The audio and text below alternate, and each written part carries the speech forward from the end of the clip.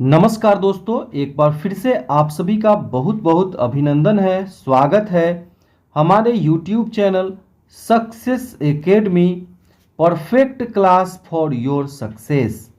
आपकी सफलता के लिए पूर्णतः सिलेबस के अनुसार संपूर्ण, सटीक और सबसे बेहतर क्लास। दोस्तों, हमारा यह वीडियो सीरीज 12वीं बोर्ड परीक्षा 2025 की तैयारी के उद्देश्य से लाया गया है। इसमें आप देख पा रहे हैं 12वीं इंटर बोर्ड परीक्षा जो कि बिहार बोर्ड के माध्यम से तैयारी करने वाले बच्चों के लिए है। 2025 में जो भी बच्चे बिहार बोर्ड के माध्यम से 12वीं इंटरमीडिएट बोर्ड परीक्षा में बैठने वाले हैं, उन सब के लिए एकदम सही जगह है जहां पे आपको वस्तुनिष्ठ प्रश्नों के साथ साथ लघु उत्तरीय एवं दीर्घ उत्तरीय प्रश्नों की भी तैयारी कराई जा रही है।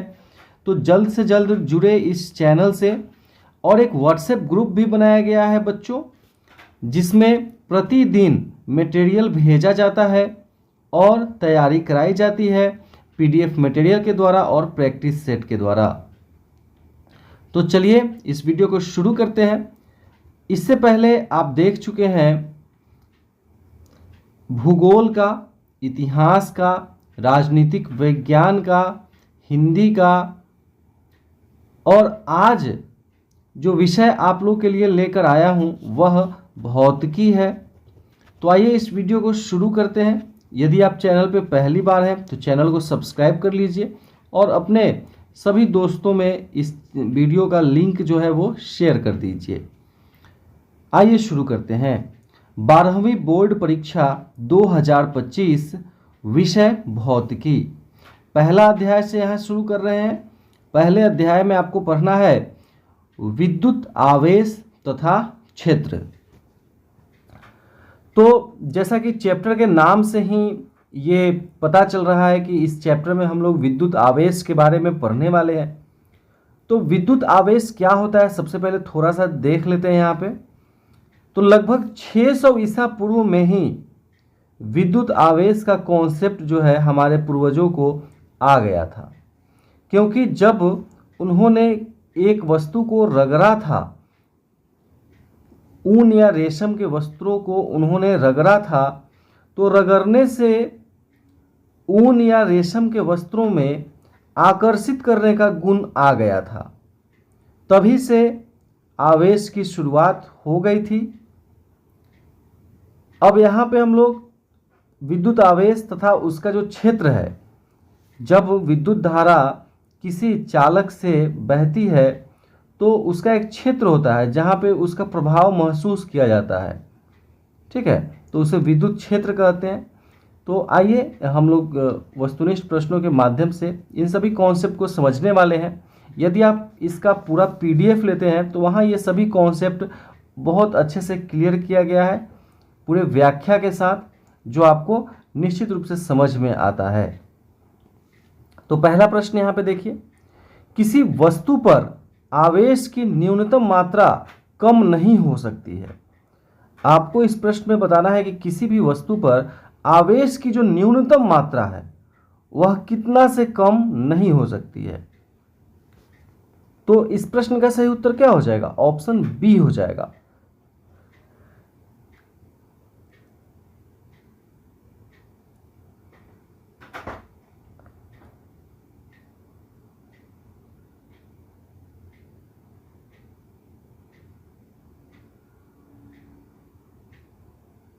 तो इस प्रश्न का सही उत्तर क्या हो जाएगा? ऑप्शन बी, 3.2 गुने 10 पे पावर -19 कूलम्ब।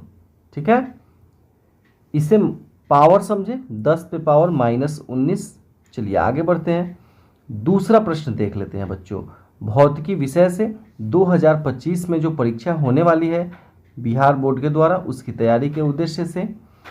एक लंबे समरूप आविष्ट सीधे तार से दूरी r पर विद्युत क्षेत्र की तीव्रता E1 एवं दूरी 2r पर विद्युत क्षेत्र की तीव्रता E2 है। E1 एवं E2 का अनुपात होगा। E1 एवं E2 का अनुपात यहाँ पे आपको बताना है।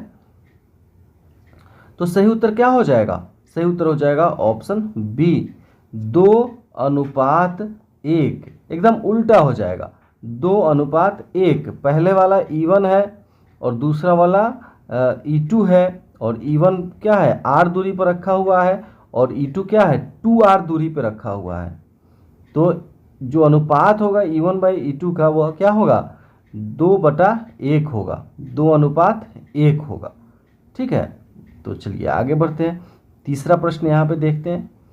एक विद्युत द्विध्रुव के अक्ष पर r दूरी पर विद्युत क्षेत्र की तीव्रता E1 तथा लंब अर्धक रेखा पर r दूरी पर तीव्रता E2 है। इसके साथ साथ E1 एवं E2 के बीच का कोण 0 डिग्री है। तो आपको यहाँ पे E1:E2 एवं 0 होंगे। क्या होंगे? आपको E1:E2 बताना है और 0 क्या होंगे यह बताना है। तो सही उत्तर क्या हो जाएगा? ऑप्शन सी हो जाएगा दोस्तों, 2:1 हो जाएगा अनुपात, और 0 क्या होंगे, पाई होंगे। चलिए आगे बढ़ते हैं। चौथा प्रश्न है, एक पिंड पर आवेश लिखा जाता है Q बराबर NE, जहां E बराबर 1.6 × 10⁻⁻19 कूलम्ब है। तो N का मान क्या होगा, यह आपको बताना है 4 नंबर प्रश्न में। तो सही उत्तर हो जाएगा ऑप्शन बी, 0 +-1 +-2 +-3 ऐसे करके होगा दोस्तों। चलिए अब आगे बढ़ते हैं, देखते हैं 5वां प्रश्न।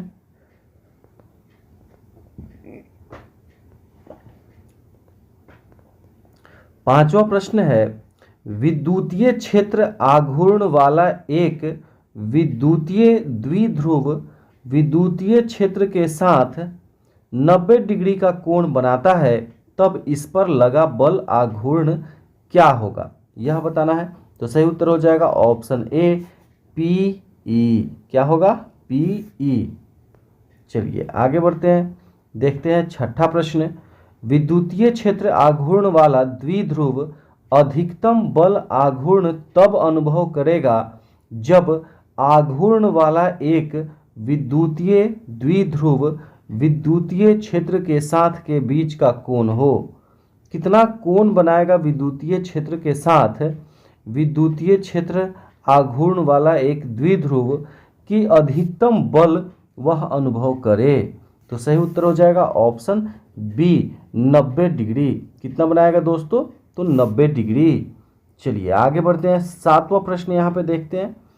एक वैद्युत द्विध्रुव के केंद्र से 100 सेंटीमीटर की दूरी पर दो बिंदु ए तथा बी स्थित हैं। ए अक्षीय बिंदु है जबकि बी निरक्षीय बिंदु है।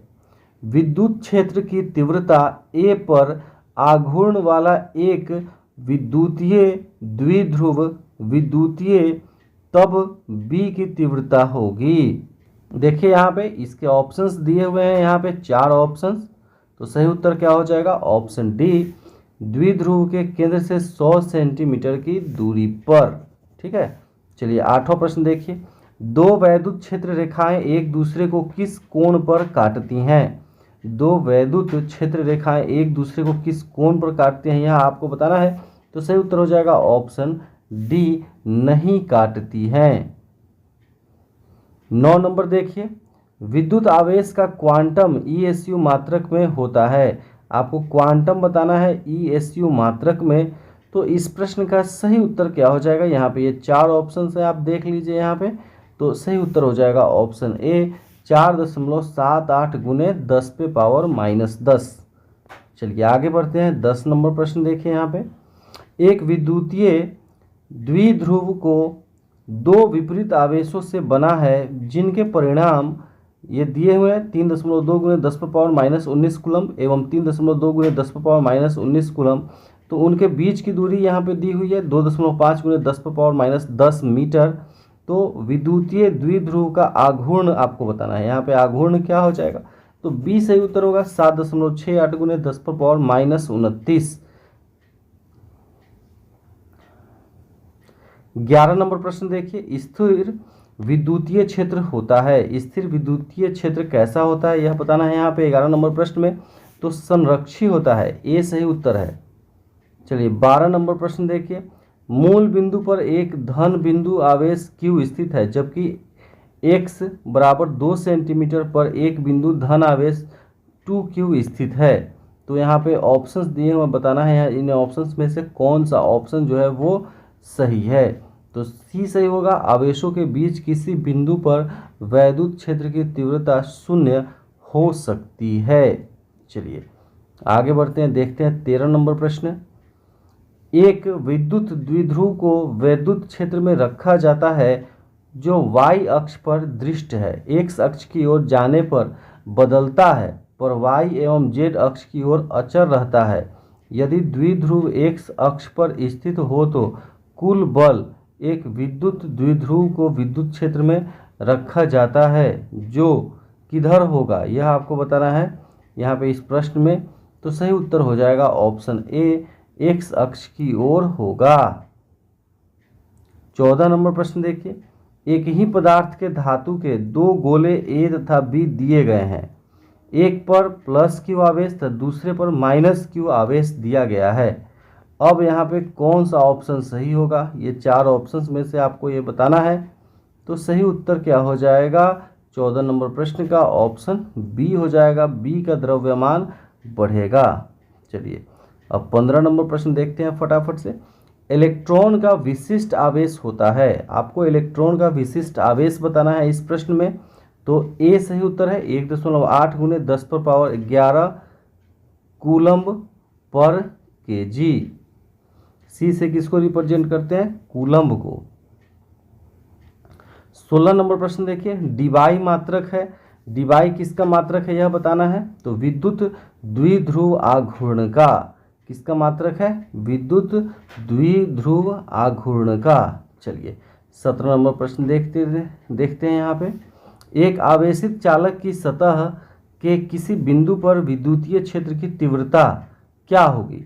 एक आवेशित चालक है तो उसके सतह के किसी बिंदु पर विद्युतीय क्षेत्र की तीव्रता क्या होगी ये बताना है। तो बी सही उत्तर है, सतह के लंबवत होती है। चलिए 18 नंबर प्रश्न देखिए, एक कूलम्ब आवेश बराबर होता है, एक कूलम्ब आवेश बराबर कितना होता है यह बताना है आपको यहाँ पे 18 नंबर प्रश्न में।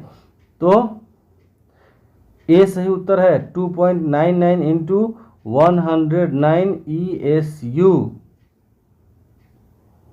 19 नंबर प्रश्न देखिए, यदि गोले पर आवेश 10 म्यू कूलम्ब हो, माइक्रो कूलम्ब ये आवेश का छोटा इकाई होता है, कूलम्ब से भी छोटा होता है, 10⁻6 कूलम्ब बराबर 1 माइक्रो कूलम्ब होता है।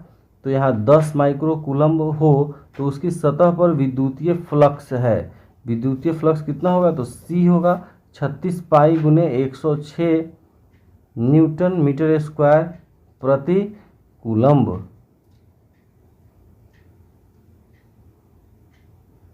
बीस नंबर प्रश्न देखिए, चित्र दर्शाता है कि दो आवेशों Q1 और Q2 के कारण विद्युतीय क्षेत्र रेखा पर आवेशों का बाहरी चिन्ह क्या है। आवेशों का बाहरी चिन्ह यहाँ पे बताना है दोस्तों। तो ए सही उत्तर हो जाएगा, दोनों ऋणात्मक है, दोनों ऋणात्मक होगा यहाँ पे। ये 20 प्रश्न थे जो कि भौतिकी विषय से थे। आपको यह वीडियो कैसा लगा, इस वीडियो का जो डिफ़िकल्ट टर्म है वो पूरा व्याख्या के साथ PDF में उपलब्ध है। PDF पढ़ लेते हैं तो आपको चैप्टर और किताब पढ़ने की कोई आवश्यकता नहीं है, वहीं से आपकी तैयारी संपूर्ण हो सकती है। तो इस वीडियो में 20 प्रश्न ही, मिलते हैं आगे के वीडियो में, तब तक के लिए जय हिंद।